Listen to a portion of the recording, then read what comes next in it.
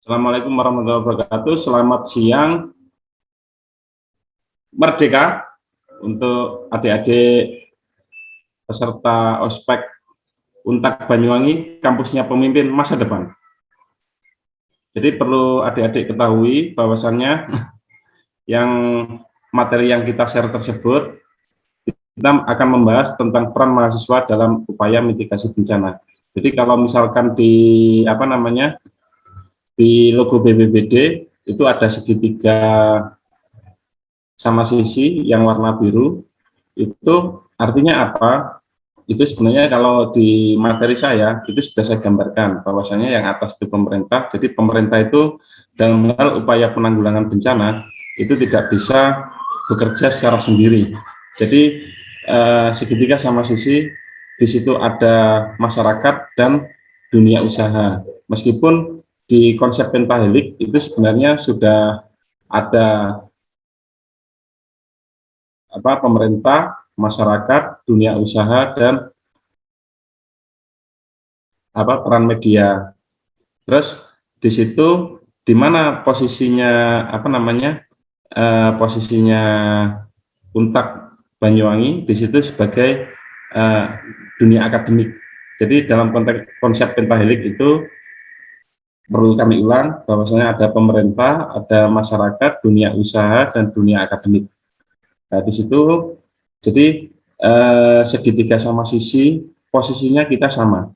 Jadi bahwasanya bencana alam itu adalah tanggung jawab kita bersama sesuai dengan perannya masing-masing. Nanti adik-adik pada saat sudah terjun ke dunia kampus, dunia akademik, nanti adik-adik tentu harus mempunyai peranan. Jadi harus mengambil peran.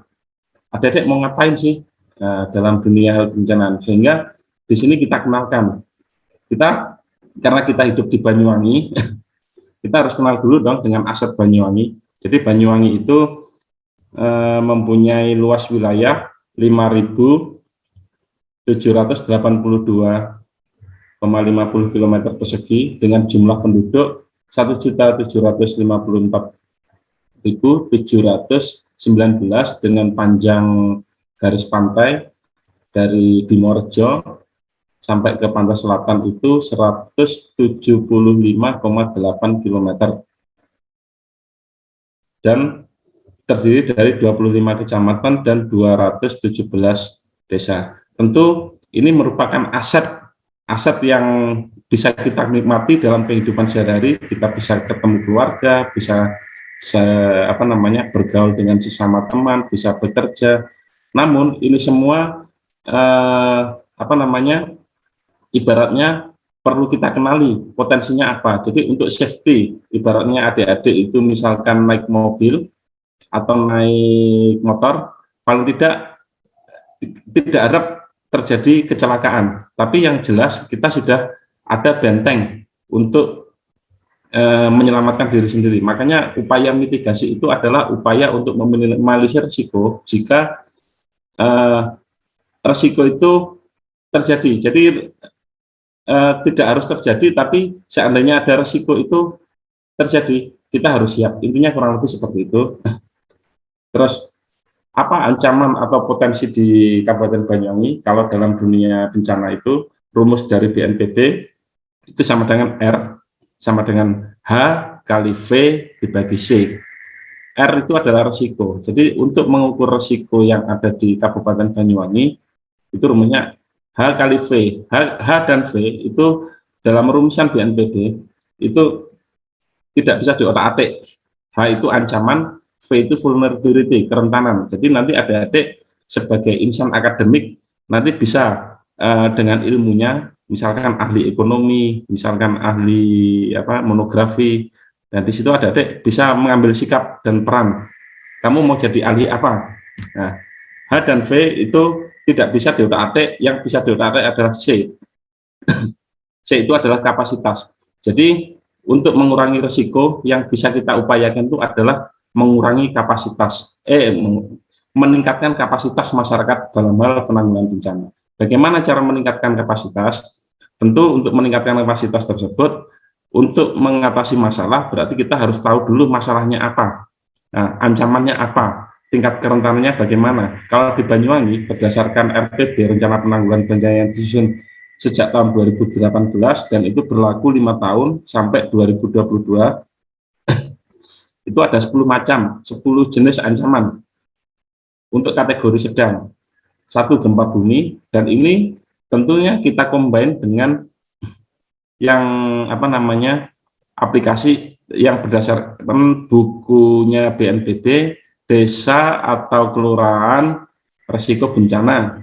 Atau kalau misalkan adik-adik mau menginstal aplikasi, aplikasinya ada di Play Store, namanya Inaris Personal.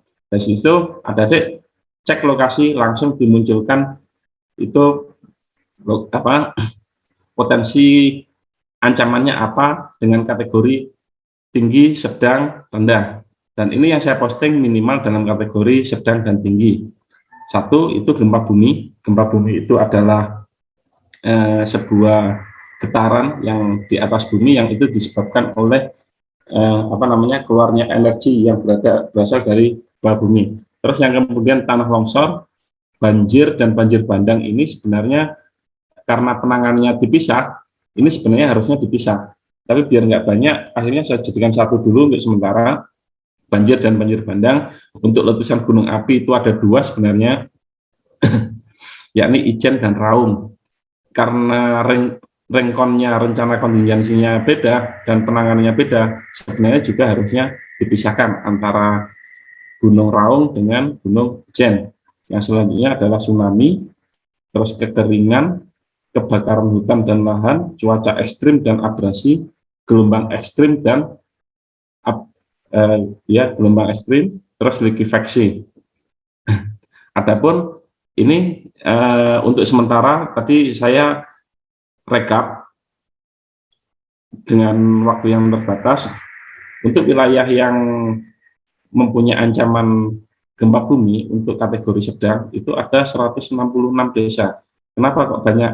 Karena kita punya, jadi gempa bumi itu disebabkan oleh pelepasan energi yang berasal dari bawah bumi yang disebabkan oleh sesar aktif atau apa namanya energi tektonik. Kita juga punya gunung api aktif dan ada sesar aktif juga yang ada di sebelah utara. Kalau menurut ahli yang banyak beredar info di media online itu sesarnya namanya sesar Wongsorjo.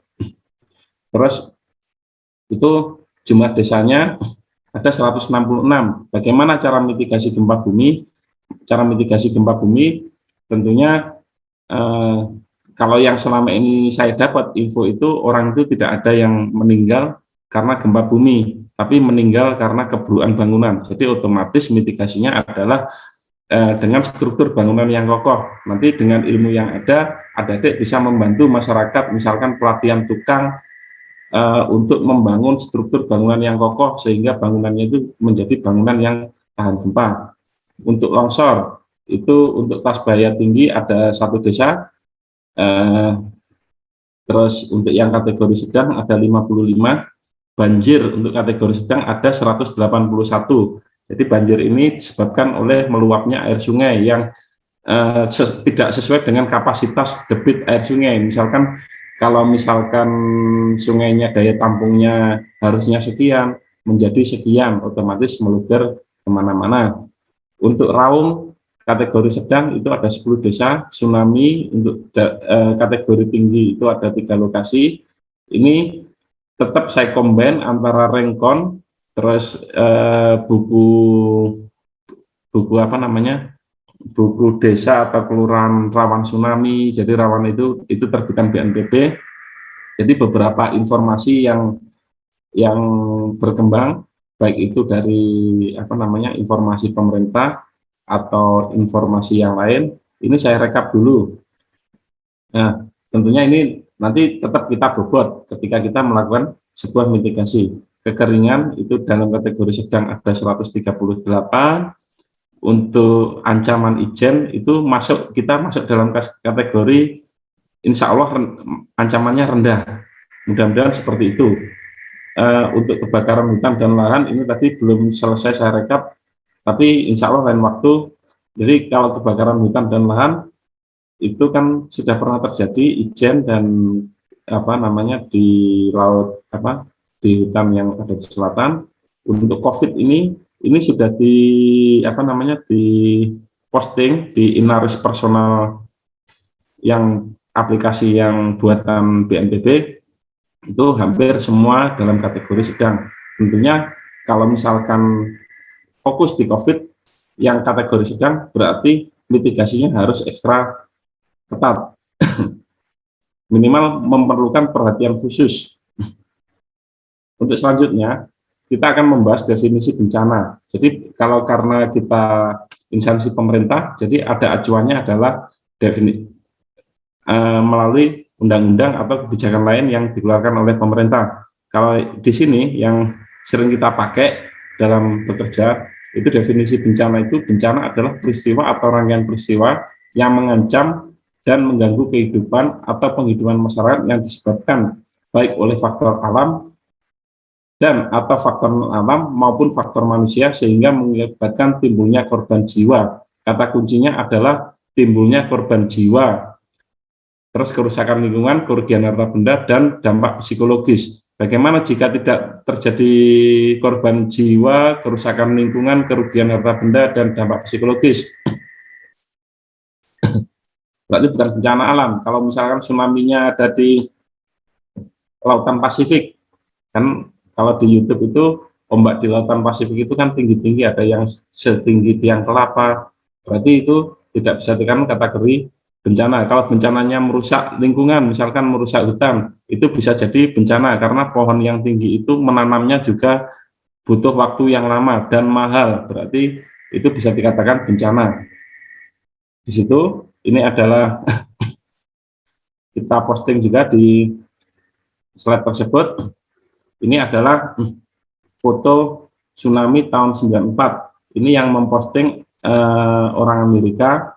Saya ambil di situ bagaimana waktu itu di wilayah desa Sarongan atau di dusun Rajakosi, waktu itu belum ada listrik. Nah, kalau belum ada listrik aja jumlah korbannya itu meninggal 33, tidak ditemukan, meninggal 30, tidak ditemukan 14, rumah rusak kurang lebih 100.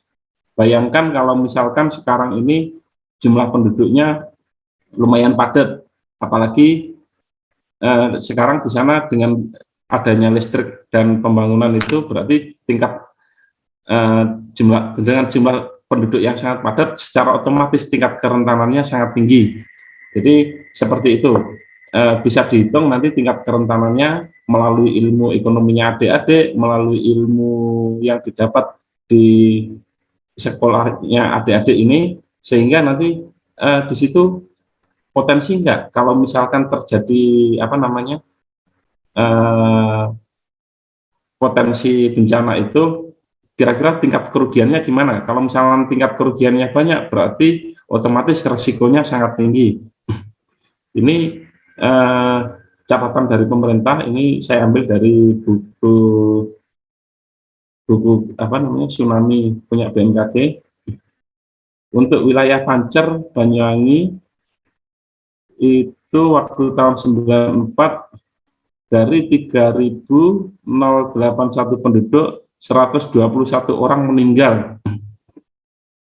Kalau seandainya penduduk mereka sekarang itu satu dusun itu 10.000, ini 121, berarti resikonya semakin tinggi. Makanya kenapa BNPB tidak mengotak-atik, kita tidak bisa mengurangi kerentanan, tapi kita hanya bisa meningkatkan kapasitas. Bagaimana sih penyelenggaraan penanggulangan bencana itu? Kalau selama ini mindset kebanyakan orang, penanggulangan bencana itu ketika bencana itu sudah terjadi. Jadi sebenarnya bencana itu sebelum terjadi kita harus siap. Jadi sedia payung sebelum hujan, ibaratnya seperti itu. Kalau misalkan apa namanya tidak sedia payung pada saat hujan, otomatis tidak sedia mantel pada saat hujan, secara otomatis kita akan kehujanan. Begitu pula dengan bencana alam. Jadi bencana alam itu kita tidak bisa meremot. Jadi misalkan akan terjadi gempa bumi, diremot jangan sampai gempa bumi, itu nggak bisa. Yang bisa adalah meminimalisir resiko apabila peristiwa alam itu terjadi, maka jangan sampai menimbulkan korban. Targetnya seperti itu, zero victim. Bagaimana caranya? Caranya adalah kita kenali dulu masalahnya. Setelah kita kenali masalahnya, tentunya kita harus adaptif dengan alam, kita bersahabat dengan alam. Sudah tahu di sini sering terjadi gempa bumi. Terus masyarakat sekitar itu membuat bangunan yang tidak adaptif dengan kondisi alam yang ada. Misalkan bikin bangunan asal-asalan, struktur konstruksinya juga asal-asalan, sehingga dengan getarannya sedikit aja roboh, dan akhirnya itu malah justru membuat resiko pada dirinya sendiri. Itu kurang lebih yang bisa saya sampaikan. Jadi karena saya ditugaskan untuk di prabencana, jadi kalau bisa itu bencana sebelum terjadi kita perkuat kesiapsiagaannya masyarakat. Misalkan di situ rawan tsunami, berarti kita sosialisasikan kepada masyarakat bahwa daerah situ kawasan rawan tsunami. Bukan bermaksud untuk menakut-nakuti, terus kemudian menakut-nakuti masyarakat, bukan seperti itu, tapi kita kenalkan dengan cara seperti itu, bagaimana sih upaya yang harus dilakukan masyarakat jika terjadi tsunami, masyarakat itu bisa terlindungi, bahkan kalau bisa jangan sampai ada korban. Nah, tentunya itu kita lakukan dengan cara bagaimana meningkatkan kapasitas supaya resikonya menjadi minim. Bagaimana caranya? Kalau itu bagannya kurang lebih ada kan, itu prabencana, saat tanggap darurat, terus pasca bencana. Nanti bisa dibaca sendiri di slide-nya yang diberikan oleh panitia. Dan berikutnya kegiatan penanggulangan bencana pada saat prabencana itu ya. Jadi kita sosialisasikan, kita kenalkan bahwa risikonya itu seperti ini itu loh kalau di sini. Terus bagaimana caranya?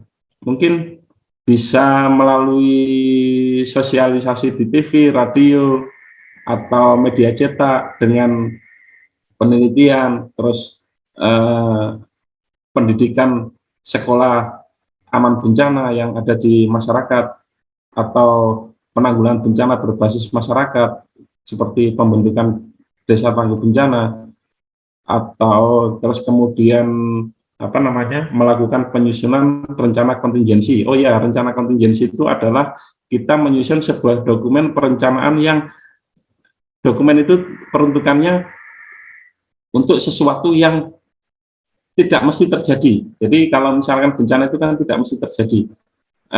Terjadinya kapan? Tidak ada yang tahu. Tapi seandainya terjadi, nggak ada korban. Seperti di Kelut itu yang tahun berapa itu alhamdulillah nggak ada korban dari 70.000 penduduk. Karena apa? Karena mereka sudah siap dengan kondisi alam yang ada. Justru kalau menurut para ahli yang saya dapat di internet itu, gempa bumi itu adalah berkah. Kenapa kok bisa berkah? Karena kalau tidak ada gempa bumi, justru tidak ada kehidupan. Kurang lebih seperti itu. Karena berarti bumi itu terus bergerak melakukan kewajibannya untuk melakukan rotasi, sehingga timbullah energi yang harus dikeluarkan. Itu kurang lebih seperti itu. Terus untuk berikutnya, ini Tridharma perguruan tinggi. Tadi saya baca, kenapa mahasiswa itu kalau bisa sebisa mungkin itu juga ikut turut mengabdikan dirinya dengan keilmuan yang sudah dibekali dari para guru-gurunya, itu punya juga kewajiban untuk melakukan pengabdian di masyarakat. Jadi kita fokus, kalau dalam kebencanaan ini saya memfokuskan di pengabdian pada masyarakat. Karena apa? Nanti ini sangat terkait dengan kegiatan kerelawanan. Jadi relawan itu juga sudah diatur dalam Perkab BNPB nomor 17 tahun 2011 bahwa relawan itu adalah orang yang sukarela. Jadi dengan segenap kemampuan, keilmuan, terus kapasitas, kecakapannya itu harus rela untuk pengabdian. Terus itu prinsip kerja relawan sudah kita tulis, nanti dihafalkan sendiri, harus cepat, tepat, tentu cepat dan tepat itu harus ada latihannya, harus terlatih, harus terdidik, berarti harus punya wawasan, harus punya pengetahuan. Kalau nggak ada pengetahuan, ketika jadi relawan, misalkan diturunkan di daerah rawan bencana, di lokasi terjadinya bencana, justru tidak akan jadi relawan, malah justru akan menambah beban korban masyarakat yang terdampak. Jadi makanya untuk wilayah tertentu, kalau misalkan relawan itu akan dilakukan assessment. Kamu datang ke sini, kamu punya keahlian awal. Apa misalkan? Saya ahli pemetaan, saya ahli kesehatan, misalkan seperti itu. Baru ketika dia menunjukkan kartu relawan, di kartu relawannya yang sudah di asesmen BNPB itu, nanti disebutkan di bawahnya itu, nanti sekaligus di situ ditulis juga, misalkan A, namanya A, di bawahnya keterampilan melakukan trauma healing, kemampuan menyanyi misalnya untuk menghibur warga terdampak. Nah, mungkin kalau misalnya itu diperlukan sama masyarakat terdampak, berarti boleh masuk. Kalau misalkan nggak punya keterampilan, sebaiknya disuruh pulang. Kenapa? Kalau misalkan itu kan masyarakat yang sudah terdampak, sudah mengalami kerugian psikologis, kerugian harta benda dan sebagainya. Dengan kedatangan orang baru malah justru akan menambah beban mereka. Jadi sangat kasihan. Itu untuk selanjutnya apa yang akan haknya relawan memperoleh pengakuan tanda pengenal relawan penanggulangan bencana dari BNPB, mendapatkan peningkatan kapasitas, nanti dididik yang berhubungan dengan penanggulangan bencana, misalkan pemetaan atau kesehatan, nanti dididik secara kesehatan atau SAR, terus mendapatkan perlindungan hukum. Kewajibannya itu tentunya harus menaati peraturan dan prosedur kebencanaan yang berlaku. Kalau nggak mentaati berarti melanggar kewajiban yang sudah ditentukan. Tuh. Apa aja yang dibutuhkan seorang relawan? Itu kecakapan relawan itu yang dibutuhkan, yang sering dibutuhkan itu. Jadi nanti harapannya kita itu dalam hal pada saat pra bencana, adik-adik bisa belajar melakukan perencanaan dalam hal kebencanaan melalui pendidikan kepada warga yang mempunyai potensi rawan bencana di lokasi rawan bencana melalui pelatihan, gladi, simulasi, atau nanti misalkan mau simulasi, terus adik-adik sekarang kan lagi musim YouTuber, sekali-kali gladi dengan masyarakat, divideokan, diedit videonya yang bagus, terus habis itu diviralkan, oh ternyata cara evakuasi itu seperti ini ya. Terus kalau misalnya terjadi gempa bumi, apa yang harus lakukan oleh masyarakat, itu masyarakat nggak boleh panik, tapi harus seperti ini. Itu mungkin bisa dilakukan oleh adik-adik generasi now.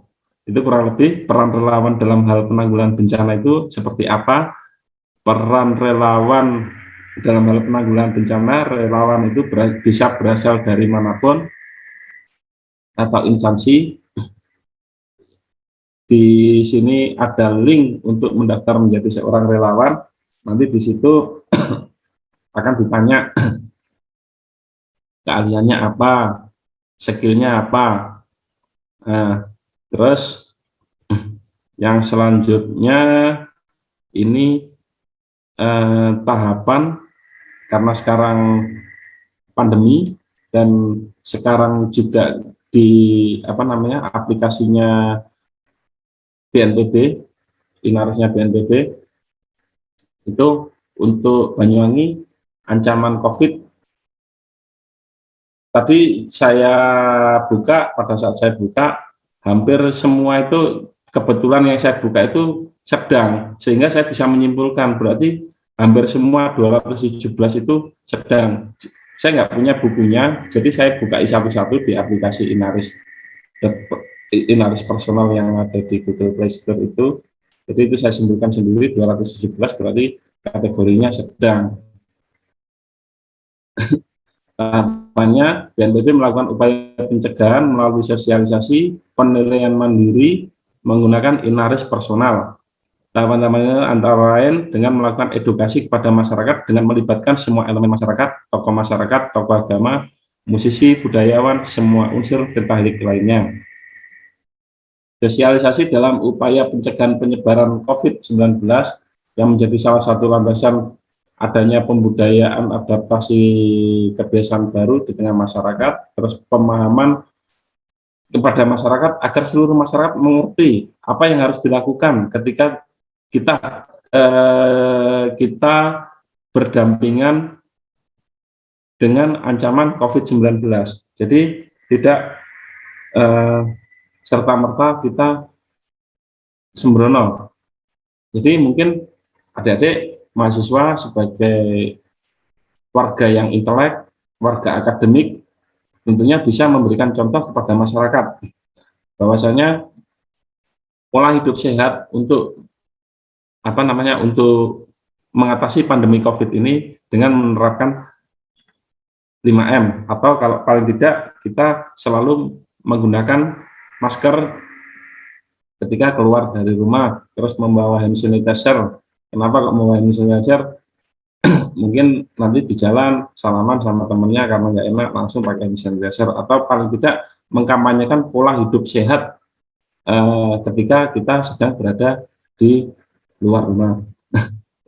Ini yang slide 18 ini adalah contoh pembentukan destana di Desa Tembok Rejo. Jadi di Desa Tembok Rejo itu ancamannya ada dua kemarin yang diprioritaskan, itu berdasarkan analisis perencanaan partisipatif dengan warga setempat. Jadi di Bobot ini data dari BMKG seperti ini, terus kejadian yang ada di masyarakat seperti ini. Jadi dengan melibatkan masyarakat sendiri yang menentukan ancamannya di desa sini apa berdasarkan kejadian-kejadian tahun sebelumnya. Ini contoh pada saat penyusunan rencana kontingensi. Jadi masyarakat sendiri menentukan bobot prioritas dari ancaman yang ada di wilayahnya tersebut. Ini adalah contoh-contoh mitigasi, contoh kegiatan peningkatan kapasitas masyarakat dalam hal penanggulangan bencana. Nanti ini bisa dijadikan bahan untuk partisipasi adik-adik ketika melakukan pengabdian di masyarakat, misalkan melalui KKN atau melalui aktivis mahasiswa. Jadi adik-adik bisa terlibat dalam hal edukasi, dalam hal membantu warga. Misalkan ini contoh yang di slide 21 ini, apel persiapan penanaman cemara udang di apa fungsinya cemara udang. Cemara udang ini bisa berfungsi sebagai wind barrier. Wind barrier itu berarti penahan angin atau sebagai sebenarnya seawall. Seawall itu adalah dinding laut.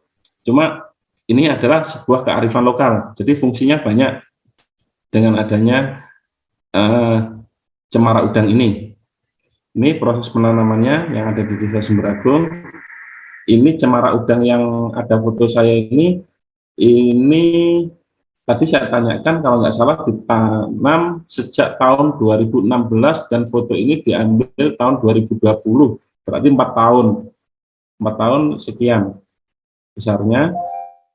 Terus untuk yang berikutnya ini adalah pelatihan penguatan sistem informasi peringatan dini. Jadi peringatan dini ini fungsinya apa? Fungsinya adalah pada saat instansi resmi pemerintah melakukan upaya apa namanya upaya untuk misal ini mau terjadi, ini misalkan ada gempa bumi yang MMI-nya di atas 5, jadi gempa bumi ini sifatnya merusak. Nah, ini data yang sudah dianalisis apa namanya BMKG melalui, jadi ada gempa itu datanya dikirim ke BMKG melalui seismograf, kemudian dianalisis, SOP-nya itu 3 menit. Terus kemudian apakah gempa itu berpotensi tsunami atau tidak? Jika berpotensi tsunami, maka data itu berpotensi atau tidak berpotensi tsunami, maka data itu akan dikirim oleh BMKG melalui WRS Newgen yang ada di Pusdalop BPBD. Monggo silakan main-main ke sana. Jadi WRS Newgen itu seperti apa bentuknya di sana. Terus habis itu dari situ setelah data dikirim BPBD itu jika ada perintah untuk evakuasi, maka BPBD akan membunyikan sirine yang ada yang sudah dipasang itu. Kalau sirine itu berbunyi, jadi sirine itu ada dua, bunyi tes dan bunyi real. Kalau bunyi tes itu akan dibunyikan setiap tanggal 26 pukul 10. Setiap tanggal 26 1 bulan sekali pukul 10 itu tes. Tapi kalau real itu sewaktu-waktu, misalkan bunyinya jam 12 malam, itu berarti real, berarti ada perintah untuk melakukan evakuasi. Makanya di situ fungsinya pelatihan penguatan sistem peringatan dini itu seperti itu. Jadi masyarakat tahu ketika pemerintah memberikan apa namanya perintah untuk melakukan evakuasi melalui sistem peringatan dini itu, masyarakat mau ngapain, atau ketika sirine itu berbunyi masyarakat justru bingung, nggak tahu kamu mau ngapain, mau diem aja atau lanjut apa. Kalau misalnya perintahnya evakuasi, ya sudah evakuasi. Kalau misalkan diem di situ aja, ya kalau nggak terjadi, kalau terjadi beneran berarti ada jiwa yang terancam. Ini contoh dari pemasangan jalur untuk di slide 25, itu contoh pemasangan jalur evakuasi yang dilakukan oleh relawan Destana Sarongan. Itu mungkin yang bisa saya sampaikan buat adik-adik. Terima kasih. Assalamualaikum warahmatullahi wabarakatuh. Merdeka. Terima kasih.